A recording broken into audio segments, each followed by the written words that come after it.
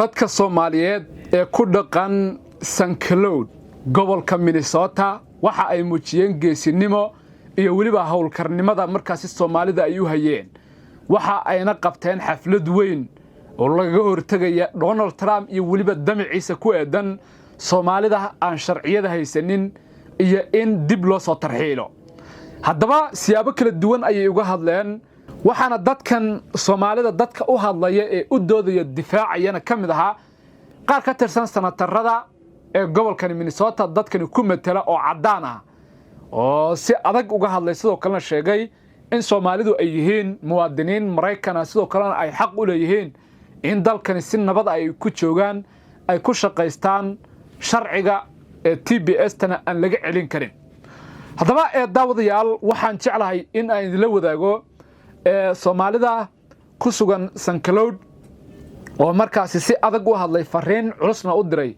madaxweynaha dalka Mareykanka Donald Trump tani shalay khudbado kala duwan ayaa markaas ay kaga hadlayeen waxa ayna sheegeen dadka Soomaaliyeedna ay ku wargeliyeen ama ay tusiyeen in ay yihiin kuwa u taagan difaacidda danaha dadka Soomaalidahana aysan ahayn dad lagu goodin karo maanta in dalka Mareykanka markaas lagu cunsuriyin karo ama markaas si gaar ah loo faquuqayo dadkan waa dad qaarkood ay ku dhasheen dalka Mareykanka xataa kuwa aan ku dhalanin sharciyada rasmiga ah iyo waliba dhalasho Mareykan ay haystaan sidaas la ajligeed waxa ay leeyihiin habaqina hana cabsanina xataa dadka aan sharciga haysanin ee dhalinyarta qofka hadii albaabka lagu soo garaaco ama ay markaas in ay guriga ugu imaadaan ay ka shakiyaan waa inuu si degdeg ah u waco sanataradiisa qofka markaas dawladda ku metela iyo waliba lawyer-kiisa gaarka ah albaabkaasna waa in aan laga furin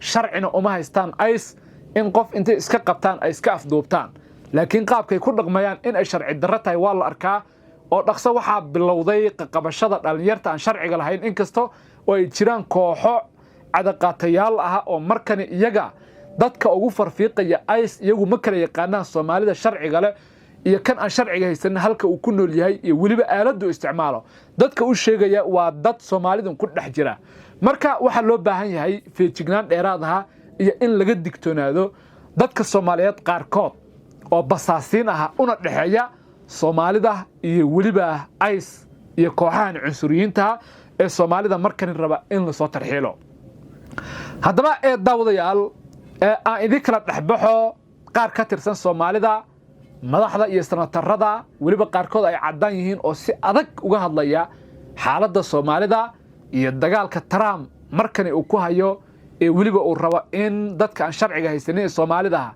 dib loogu celinayo dalkoodii isagoo waliba aflagaado xoogan u geystay dawladda federaalka ee Soomaaliya oo ku tilmaamay in aysan ahayn dawlad sidoo kale aysan haysanin military iyo biyo oo ku tilmaamay inay tahay meel baahi ay ka jirto isagoo sidoo kale Soomaaliya ku daray wadamada ku jira dabaqada saddexaad hadda kadibna aan loo ogolaan doonin dadka ka imaanaya in magangeliya ay dawladda Mareykanku siiso haddaba daawadayaal bal dib ayaan iska soo noqon doonaa muuqaalada iyo hadallada ay jeediyeen mas'uuliyiin iyo waliba madaxda Soomaalida ee Sankalood haddayna wada dheehan.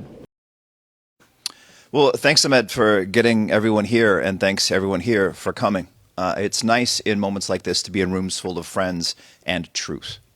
And we can't forget the truth part of this. We're in a space where a lot of people who do politics think they can say whatever they want as long as it gets them power. Because they think politics is a game. Something they talk about on St. Paul, they talk about inside voices and outside voices, where you're really good friends with people there, but then you say horrible things about them in public. That doesn't work, and it's wrong. And speaking of truth, one of the things we have to point out here, as our friends have already mentioned, as Jane mentioned, as Omar mentioned, this is political, but it's more than political. It is partisan, fundamentally partisan. And I'm the least partisan guy you're going to meet, least partisan elected official you'll ever meet, but in this case, this goes deep into party. It's the voice of desperation as the Republican Party is looking for anything in order to win races. Sure, it's about Tom Emmer and Donald Trump, but it's also about Bernie Perriman. It's also about our local officials. Bernie Perriman and the members of the House signed a letter that said that our nonprofits, our Somali nonprofits, are funneling money to Al-Shabaab. Now, these are the same people who are going to be going to your door and asking for your vote. What are you going to say? No. Why do they do that? They do that because they think they're smart. They think they're smarter than you, and they think that you're going to forget. They're wrong twice because they aren't, and we won't. This is a gut check moment, people. I'm not asking you to all become Democrats at all whatsoever. But I am asking you to think seriously about who stands with you. I know that Democrats have failed populations of color for 200 years, pretty regularly. I know that local Democrats have failed populations of color in our community too. All of that is true. And what matters more than anything else is truth. And in this case, both those things are true. But I was at the mosque 5, 6, 7 years ago with Keith Ellison. And an individual who was there at the event said, yeah, but, Democrats don't show up very much. And Keith looked at him. And, I apologize. Keith cited the Quran, the Holy Quran, in response. And Hassan can correct me when I get it wrong. But what Keith mentioned was, if someone wrongs you or speaks ill of you, they're supposed to apologize and you are supposed to forgive him. And then what Keith Ellison, Attorney General in the state of Minnesota, said, when was the last time a Republican apologized for calling you a terrorist after 9/11? That exact same thing is happening right now. People say that politicians use populations of color, and I can't deny that. Because it's true. But when was the last time I called you a terrorist?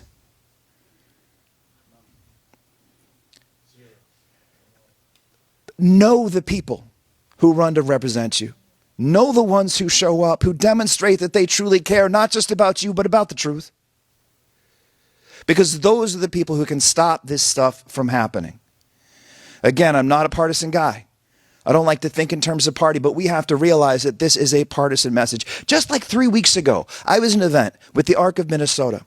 And it was myself, Jeff Howe, and Lisa Dameth, who wants to be your governor. And the three of us sat and listened to people living with disabilities tell their heart-rending stories of their struggles, of their difficulties to get the basic health care that they need. And at the end of that, we were to respond. Lisa Dameth gets up. I'm going to reenact it for you. Thank you for telling your stories. This would be fine if Governor Walz hadn't stolen $600 million from you. This is all about fraud. We would not have problems with disabilities. Everyone would have all the health care that they need if there weren't fraud from those Democrats who are stealing from you. Didn't even have enough compassion or heart to acknowledge the struggles of the people who were there before her for the past hour, and instead went directly into a talking point, into a story that she was told to tell. And that, my friends, is the challenge. Is that none of the politicians we're upset with are actually important enough or smart enough to come up with their own argument. This is coming from somewhere else. And let me tell you, the place it's coming from is from the same people who aren't paying you enough to go to work. We talk a lot about billionaires exploiting us economically. They're also exploiting us culturally, because this is the message that's coming from somewhere else. This is the story. Make your Somali neighbor your enemy. Make fraud equivalent to being Somali. But part of the challenge that we're not acknowledging here is they're saying that this fraud is occurring because people are Somali. There's a causal linkage there. We all know that's true. Everyone who's talked to a single East African friend knows that's not true. But that is the lie we are being sold. But we are too smart to buy it this time. We are too aware to buy it this time. Our eyes are open as we look at our neighbors and we look at next year. Again, I'm not asking you to rally for one party or another, but I am asking you to be as critical as you can, as conscious as you can, and to stand up for yourself so that when those local candidates come to your door, come to your local leaders and say, deliver all these votes for Republicans, you don't forget what they did now.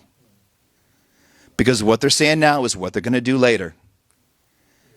So please, keep that in mind. Keep in mind your pride, your integrity, the fact that you deserve better. That's the key, not just to being a good person, not just being a healthy community, but that's the key to America, which is a project that we're all involved in right now. This room is central Minnesota. My Somali neighbors are America. And it's about time we stood up for both. Thanks for being here. Assalamu alaikum and good afternoon. My name is Dr. Ibrahim. I'm also a city council member in St. Cloud. Everything that I really wanted to say has been said. But today I want to say a few things as a citizen of St. Cloud, as a Minnesotan, as someone who came to this community 20 years ago and actually thrived here in St. Cloud. Central Minnesota is a great place to live, stay, and work. I remember Jane and I protested together 10, 15, even 16 years ago. We have done a lot of work in this community, and we came from a long way, and we're not going back. And so I appreciate everyone who's here tonight or this afternoon, despite the snow. You guys know how much I hate snow. From Somalia to snow, if you read it, you will know. But the most important thing is, one thing that I prepared to share today is I read a book, and that book is called Power, Privilege, and Differences by Alan J. Johnson. In that book, in chapter 3, it says, if you want to end racism, you ought to end sexism, patriarchy, ageism, and all the isms, because the system that created one also created others.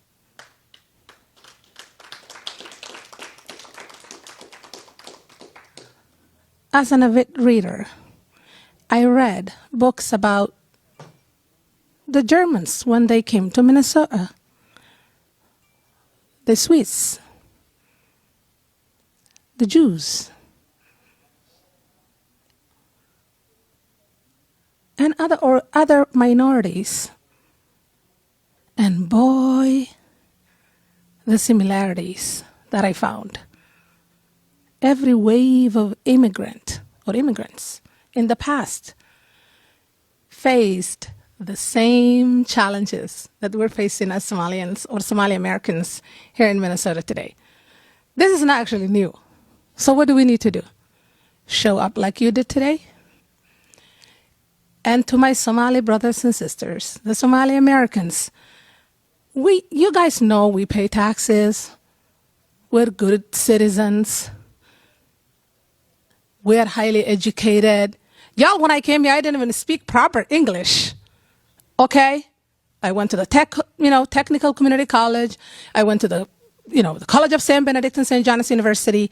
I went to the University of Notre Dame, and I just graduated with a degree in education and leadership administration from the University, St. Mary's of University of Minnesota. We are all struggling, but we're also thriving as a community and as individuals.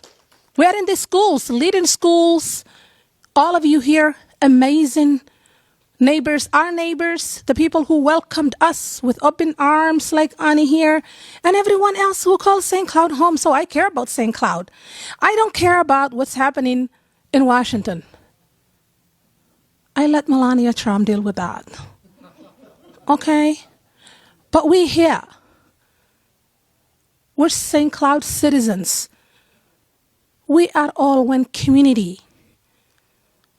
We should stand up with each other. And to my Somali friends and my Somali brothers and sisters who are here today, y'all, we should be protesting and joining our neighbors. If you want your neighbors to join you, you ought to also join them. Your struggle is also similar to their struggles.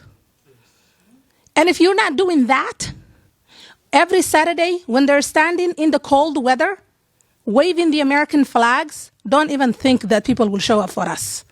This room will remain half empty if you're not there protesting on Division Street. Do not demand people to show up for you when you're not showing up for them. We are a minority here. It's time for all of us to stand up with our neighbors as much as we want them to stand up and show up for us. I have never been concerned my entire life until recently. There are so many things that happens to me individually that I choose not to publicize or not to share on Facebook because I really don't give a damn about people feeling sorry for me. If you want to do something for our elders, for our friends, whether they are the LGBTQ plus community or not, we ought to show up for everyone. We ought to show up together because our rights are undermined, because we are all on the same boat. And so, let's organize ourselves, let's vote, let's educate people about their rights, and let's get stuff done. Let's get stuff done. So, coming this Wednesday, Abdelkader was telling us that there will be an event here. Bring at least 2 to 3 people. Bring y'all cousins. I'm talking to the Somalis. We all have 10 cousins, 20 cousins, 30 cousins sitting home somewhere. Bring them with you. Make a phone call. Send emails. Let's show up with everyone. Let's stand up with everyone. We're not the only minority here. We're not the only Americans who are facing those sort of challenges. We have the Hispanic, Latino community here who are also discriminated and disfranchised and are afraid of being deported. I'm my American citizen. Yeah, thank you. I should have stayed at home with my husband and have fun today and just be like, okay, now what is he going to do? He's not going to do anything. He's going to insult the Somalis who give a shit. But I chose to be here. You have to take personal responsibility. That's fine. My name is Abdi Sane. I am a candidate for Minnesota House of Representative for District 14A, which is part of St. Cloud, Senegasta, St. Joe, Wade Park. And I just want to say thank you all for being here today. Not because it's easy. You guys have seen what's happening outside, the weather. It's not that nice. But it's because it's necessary. You are here because our community is under attack. And you are here to answer that and stand in solidarity with everyone in our community. So thank you for doing that. I also want to thank my good friend Ahmed Lari for bringing us all together. Many of you were on the call yesterday when we were brainstorming about what we should do. And a couple things came up, and I will also share those things. We agreed that we stand in solidarity for the community today. Knowing the weather and just the short period of time, we knew that getting here could be an issue for a lot of people. But we also have another event that we are planning on Wednesday right here in the library at 3 p.m. So I hope you will be able to make it on that as well. I think we stand here because not just responding to words that has been tweeted and shared on social media, but because we lived in a moment where misinformation is elevated as facts, where suspicion is elevated as leadership. and where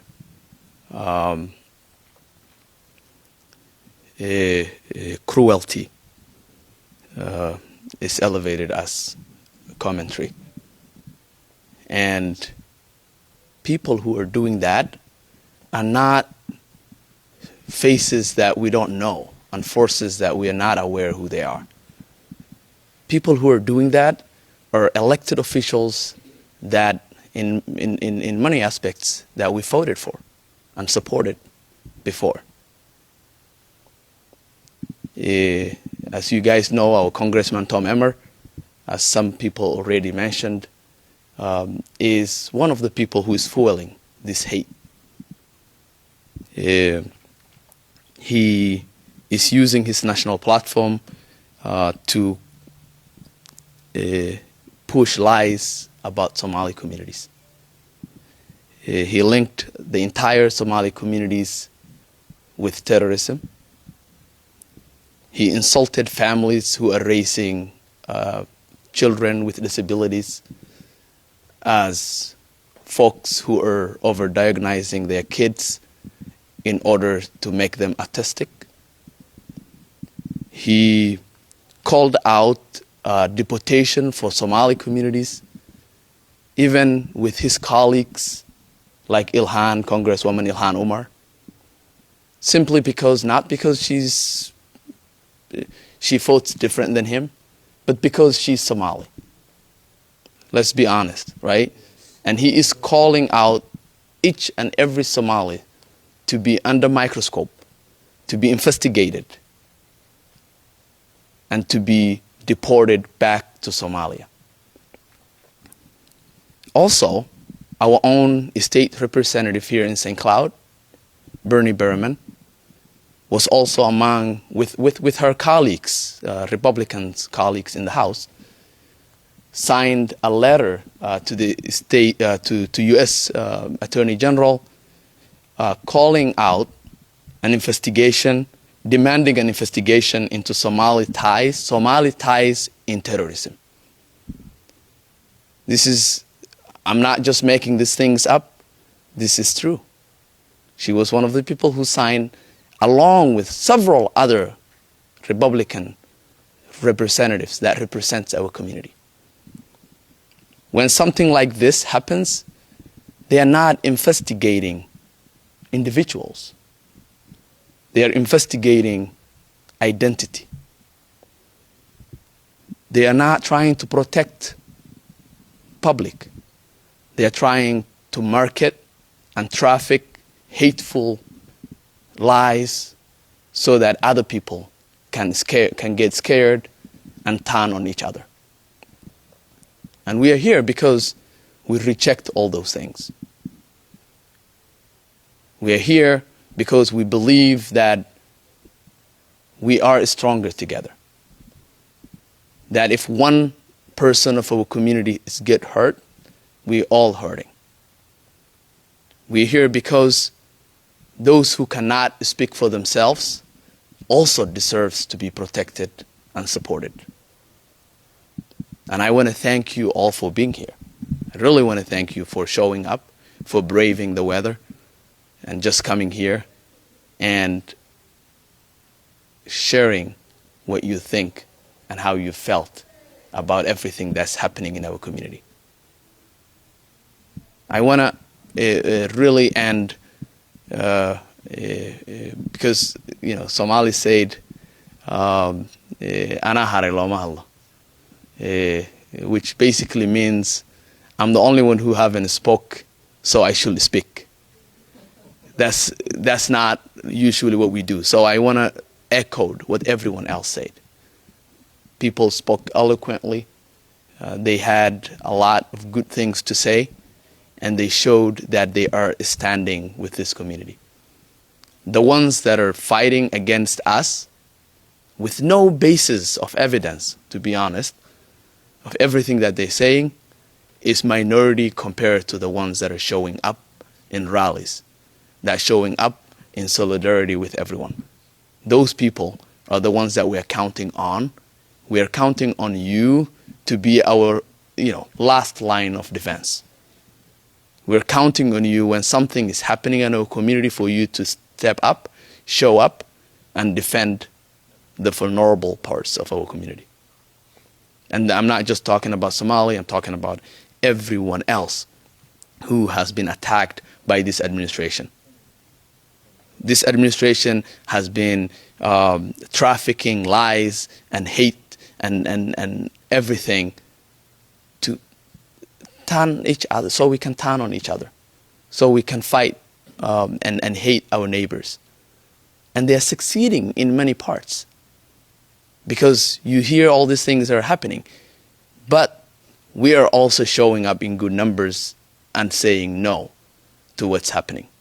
We cannot let them succeed in their agenda. We have to come together, support one another, stand for one another, and stand against hate and bigotry that's becoming the norm in our society these days. Thank you so much for being here. Appreciate it all.